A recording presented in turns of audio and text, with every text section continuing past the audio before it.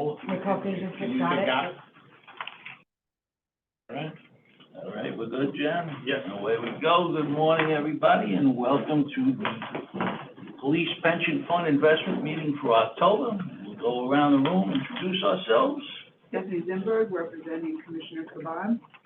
Allison Hirsch, representing Controller Brad Lander. John Joseph, alternate designated control Brad Lane. Steve Meyer, Chief Investment Officer, Bureau of Asset Management, invited participant.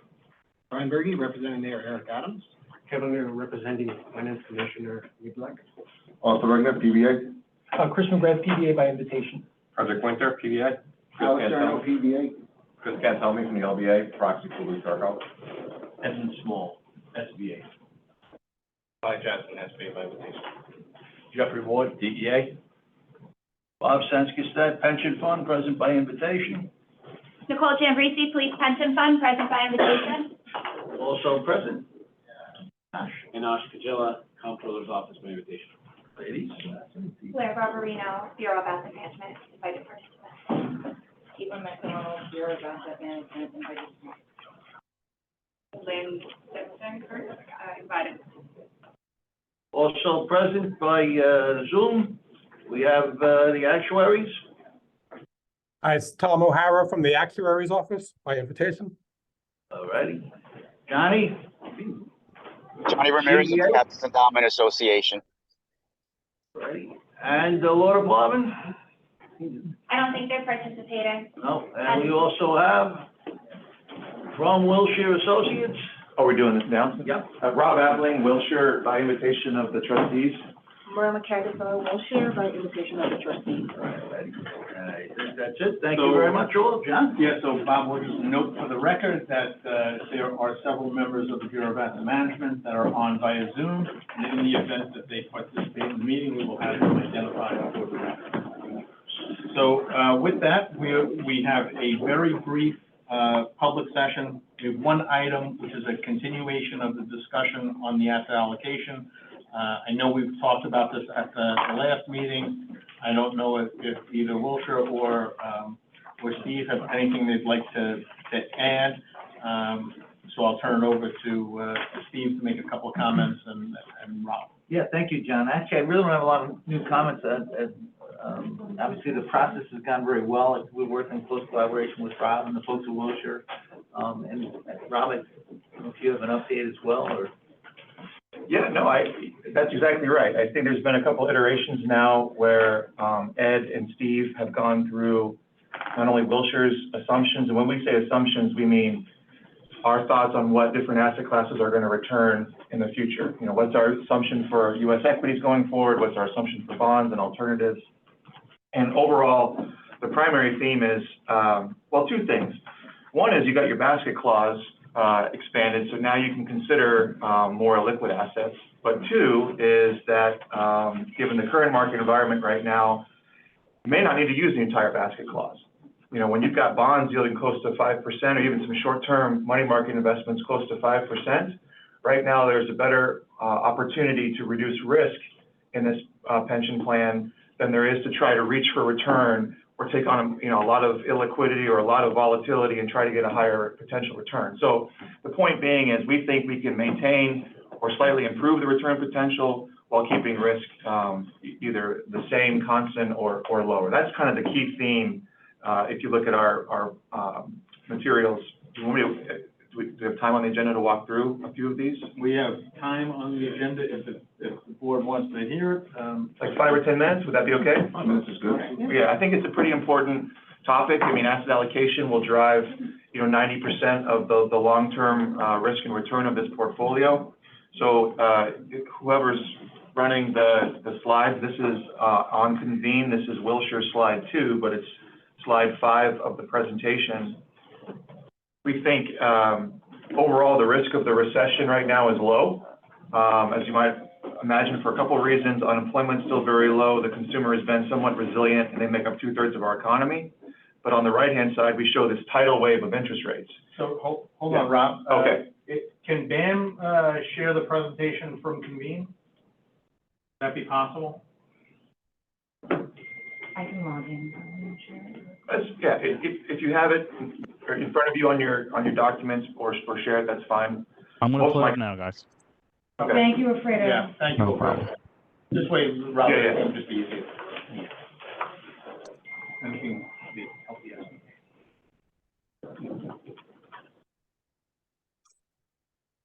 Probably, while he pulls that up, maybe Yeah. it would be helpful if I just talk about what the basket clause is. Yeah, yeah. It's legislation, it actually dates back, I believe, to the 1930s, where there used to be a legal list of permissible investments for the fund, and whatever didn't fall in that legal list fell into the prudent investment basket.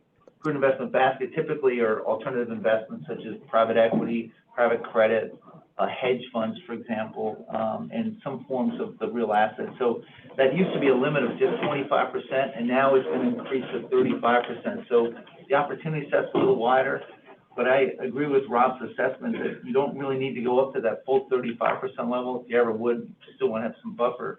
But with base rates, with fixed income rates so much higher now, you don't need to take on a lot of additional risk to have that portfolio. Yeah, that's exactly right. Whoever's driving the slides, if we just go back once, a couple of slides. Perfect, that's the one right there. So we talked a little bit about risk of recession is low, but these rising interest rates are still have not moved fully through the economy. The good news is, though, if you look at Wilshire's expected returns, sorry for the small font, but you can see all the asset classes on the left-hand side, and just that first column is what we expect those asset classes to return on average, forward-looking over the next 10 years. So for example, 5.5% for U.S. equity, but if you run your finger down to that middle section where you see cash, core fixed income, long treasuries, those are 3.85, 4.85, and 4.35. Well, there's this thing called the equity premium, like, you know, how much more should I return or get in return for investing in stocks versus bonds? And that premium is as low as it's ever been. So we think that it makes more sense to reduce risk in this portfolio than it does to load up on, you know, growth assets like public equity. That said, the third bucket I would say is alternatives. You've been really constrained by the basket clause for years. I think it's a great advantage that you're able to get that legislation changed to move that from 25 to 35%. And so really the two things that we're talking about today are reducing some risk in the portfolio and also putting it into select alternatives where we think there's a good risk-reward trade-off. All right, so let's get right to it. On slide 4, this is really the heart of the asset allocation study. On the left-hand side, you see all the different asset classes. Just to kind of put them in a few broad categories, we call them growth assets. Is there a question on the line? If everyone can mute themselves on the line unless you have a question. So we have total growth assets. Those are things that you might imagine. Stocks, private equity, high yield, OFI, hedge funds or absolute return are in there. Then we have volatility hedging assets because we're going to get most of our return from growth, but we need to hedge that volatility. So those are things you would expect like cash, bonds, treasuries. And then finally, we have assets that are designed to keep pace with inflation. Obviously, have been critical to your portfolio over the past couple of years. Things like real estate, TIPS is Treasury Inflation Protection Securities, or just Treasury bonds with an inflation component. And finally, infrastructure. I think you have a manager coming in today to talk about infrastructure. So what you see in that first column is where you're at today. You have about 71% in growth assets. You've got about 16% in volatility hedging assets, and then you've got 13% in inflation hedging assets. And an important percentage is right there at the bottom. If you see basket clause assets, right, you're kind of right at 25%, which is the old maximum for the basket clause. That's the maximum that's been moved to 35%. If you really want to read the fine print at the bottom, we'll show you what we make up in terms of what actually hits the basket clause in your portfolio. But it's all things you might imagine. A percentage of international equity, all of your private equity, a portion of your high yield bonds, all of your hedge funds. Those types of assets make up that 25%. So now what we did with Steve and Ed and the entire BAM team was compare and contrast our assumptions with the other consultants. You guys heard that presentation before, but now we started looking at Wilshire's assumptions and where could we potentially position this portfolio sort of on a risk spectrum. And that's what you're seeing with those three columns. You see a lower risk portfolio, a base case portfolio with an orange box around it. I'll get to that in a second. And then finally, a higher risk portfolio. And what I would say about your portfolio today is, one, it's incredibly well diversified. You've got a good portfolio that has performed well and has got exposure to a bunch of different asset classes. We are not coming in here and trying to make wholesale changes to this thing. We're really talking about marginal changes. So when I say potentially reducing risk or increasing exposure to fixed income, I'm not saying let's go up 40% in bonds and try to time the market. Okay, so we're going to make really small changes to this portfolio and just try to position this where we feel like it's taking advantage of the best opportunity set in the current market environment. And the other reason why I say that too is because you're long-term investors. This pension plan is supposed to exist essentially in perpetuity or be a going concern for some time. So we're not trying to be small, too cute and make really big changes based on some current market environment as well. Okay, so now you see some of the tweaks and changes that we make. I would just put it for right now in those three broad buckets, then I'll discuss the individual asset classes. But if you just run your finger from the first column over, you can see that we're proposing a reduction in growth assets. That's the idea of reducing risk makes more sense than trying to reach for return right now. So your total growth assets are 71%, and our base case scenario, that drops slightly to 68.5%. That's that first point I made about reducing risk. And then secondly, your volatility hedging assets or your bonds increase from 16% to 20.5%, and inflation hedging stays about the same, 13 down to 11. So if the idea here is if there's a better market environment to reduce risk by investing more in bonds than there is in equities, we think that makes a lot of sense.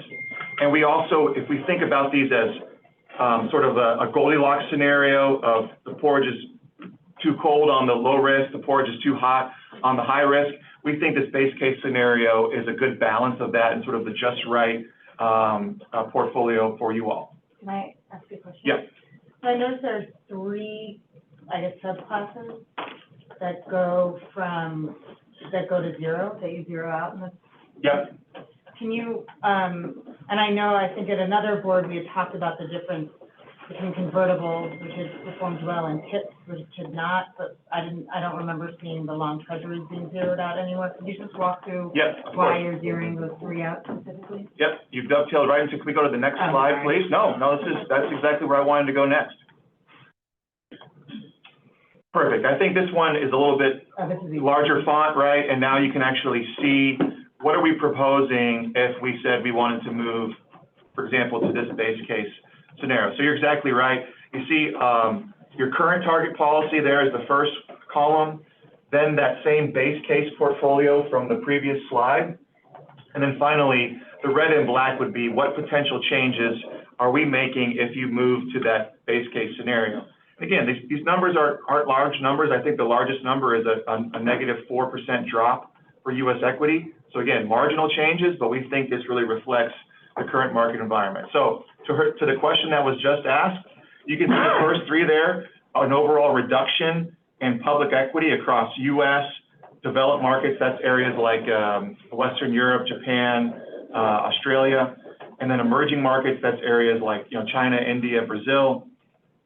And remember the point I made, we're going to reduce some public equity, but we also want to put more exposure in alternatives where we think it makes sense. So now you see a slight increase in private equity. So that's really more a function of the basket clause. We were trying to get you to a more meaningful allocation in private equity. It just takes time, and you also were limited by the basket clause. Now that that's opened, a 10% allocation is more in line with what your peers are investing in private equity, if that makes sense. High yield fixed income goes up slightly, opportunistic fixed income goes up slightly, and hedge funds go up very slightly. The point on convertible bonds, that is one that gets zeroed out. That was a question that was just asked. Really more of a qualitative assessment there. Convertible bonds are bonds that you can invest and get a coupon or a yield like you would imagine with bond investing, but at some point you can convert them into equity. It really just depends on what types of managers that you're using in that space. It's been a very small allocation for you for some time. You've also had some benchmarking issues in that space. At your size, we think that there's more attractive areas within a convertible bond. And then I'm going to move on to the volatility hedging section. Cash, we don't have a strategic view on cash. We're not trying to time the market. The 50 basis points there, or 0.5%, is just for operational purposes. As you might imagine, being the nation's largest police pension fund, there's cash coming in, cash coming out all the time. And we just like having 50 basis points there so that you don't have a cash drag when you're comparing it to your policy. And that's exactly how we manage the portfolios now. So we actually use that. We have a rebalancing meeting every Wednesday morning. We sit down and we go through the cash needs to make sure we have enough money on hand to meet benefit payments, also money to meet capital costs and meet the private assets as they come due. So it's really the way we manage the money. It's not a 5% allocation, it's a 0.5%. A 5% allocation would be more problematic because that would imply some level of tactical bets where you're trying to time the market. We don't do that. I don't think that makes sense for your portfolio or for a portfolio of this size. And it's very hard to do, and I'm not so sure we have the right infrastructure in place to do it anyway. So again, it's just really recognizing the way we manage the portfolios today. We've actually built out our cash capabilities as well. We hired a new gentleman named Chris Holmes, who actually oversees our cash credit. So we're much more thoughtful, more from a portfolio management and risk control perspective. Yeah, that's exactly right. Thanks, Steve. And on core fixed income, these are just investment grade bonds. So sorry for the jargon or the nomenclature here, but high quality, a mix of government bonds and agency bonds and mortgage bonds. We would increase that from 13.5 to 20%. So those are really your two largest movements, is a reduction in public equity and an increase in fixed income. That's also combined with what part of the bond market do you want to be in? We don't necessarily want to be long on the curve right now. We have an inverted interest rate curve where short-term rates, money market's paying you close to 5%, and then it slopes down, an inverted yield curve. So let's move out of long-term treasuries and keep that more at the intermediate or shorter end of the curve. That makes sense to everybody. Last thing is just some marginal changes within inflation hedging. You're still going to maintain about 11% in inflation hedging, but TIPS would be removed because TIPS are another type of fixed income instrument that has an inflation component to it, but we like the space better in real estate and specifically in infrastructure more so than TIPS to get that more quality inflation hedging, as well as some more potential for alpha among your managers as well. TIPS actually stands for Treasury Inflation Protected Securities, and you'd think they'd perform really well in this last year when inflation's been high. They haven't, because as rates have backed up, they have a high level of sensitivity to changes in rates, so they've actually underperformed. They tend to be more responsive to changes in inflation expectations that are out 10 years. So we really haven't gotten an advantage of holding TIPS. We think we agree with Rob that we're much better off in the intermediate, medium-term bonds. But at the end of the day, if you look at these last four rows here, we're proposing only increasing the basket clause by 3%. So we can go up to 35%. But we think this is a more prudent level of risk. If we were doing this study 3 years ago, we would be maxing that out to 35% because we've been doing that for years because interest rates have been so low. Now that they're up, now that we can actually put bonds in this portfolio and they can really play a critical role, we think that makes a lot of sense. So what would this mean in terms of your expected return? It would go up about 13 basis points from 6.62 to 6.74. Over 30 years, it goes up slightly from 7.3 to 7.4. And your standard deviation, or another way of saying that is volatility of this portfolio or risk of this portfolio, goes down pretty meaningfully from 11.9 to 11.4. So what does that mean in real terms? Expected return stays the same or goes up. Risk levels go down. We're increasing some exposure to some higher yielding assets like fixed income, and also recommending some exposure to select alternative assets. So that's really the conclusion there, but I would entertain any questions or any comments in terms of the process or what we're discussed today. So I just want to full disclosure. This came up at another uniform board. There is a caveat in 13-216 of the administrative code, which addresses the construction of this board, that basically says if the equity assets drop below 45% for a fiscal year, the mayor and the controller get an additional vote on this board. We're asking just to clarify that it's what assets are considered equities for this purpose, just so, full disclosure, just so that we're all aware of what we would be, potentially passing.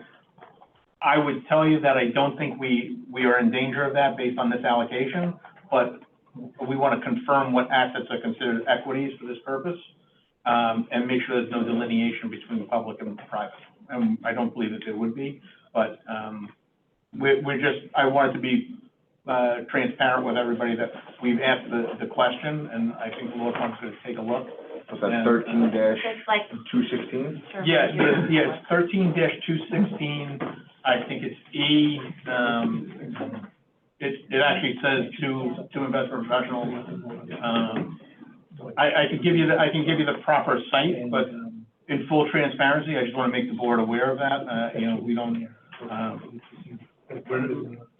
we're trying to make sure that everybody knows, the parameters of the administrative code. I don't believe that we'd be in jeopardy of violating, or, I should say, of triggering that. Let me say, I don't want to say violating. I don't think we'd be in jeopardy of triggering that. However, we just want a confirmation that. 45%, you're saying? Yeah, it's actually in the administrative code, so, and I'm also double checking that hasn't been amended from the version that I'm looking at online in the last. Very recently, it has not. Yeah. That's a long shot. I don't think it's been amended. I don't think it's been amended for a really long time. When did the unions get an extra vote? It was amended in certain. 2001 when we became an agency. Okay, thank you. So. When did the unions get an extra vote if we go below or above? I welcome you to go to all. You have 110%.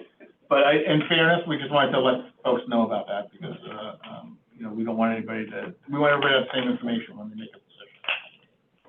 And Rob, I think it was just one other thing we were requesting, to combine the private real estate core and non-core into one bucket, for one allocation. Core and non-core is a fancy way of saying they're all the same assets. They're all commercial real estate, office, retail, multifamily homes, cell towers and the like. What's considered core is assets that are in good shape. What's considered non-core are those that are either in need of some repair, paint and repair, or reconstruction. And typically, non-core has a higher return. But we do think that we'd ask for the extra flexibility of combining, we can actually move into core and non-core to take advantage of opportunities. So Robert, is what Mr. Dorser said correct? Say it again? Is that what Mr. Dorser said correct? We're not in any way near triggering? Based on, let me just say, it's based on what I would think would be considered equities. But again, we're just trying to double check that everybody's counting the same information as equities. And again, this might be better in executive session, but, Sorry. yeah, Okay. right. So I would not make a decision until that is finalized. Yeah. Okay.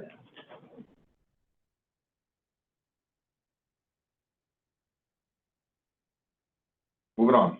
All right, so so we're gonna table this matter pending the, just a clarification, and then, hopefully we can vote in the next, month. That would be fantastic. And I would also say, if there are questions about asset classes or things that haven't been covered by either BAM in their last presentation or in Wilshire's presentation today, I would encourage the board to reach out to Wilshire and BAM and, ask those questions so that we can have a thoughtful conversation when we get to the next meeting. And hopefully we can come to some resolution.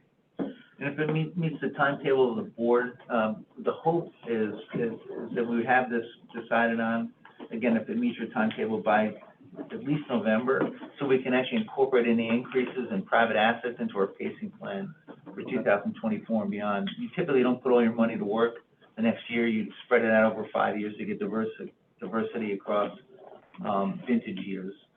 So as part of the process, we go through this process at the end of every year. Wonderful.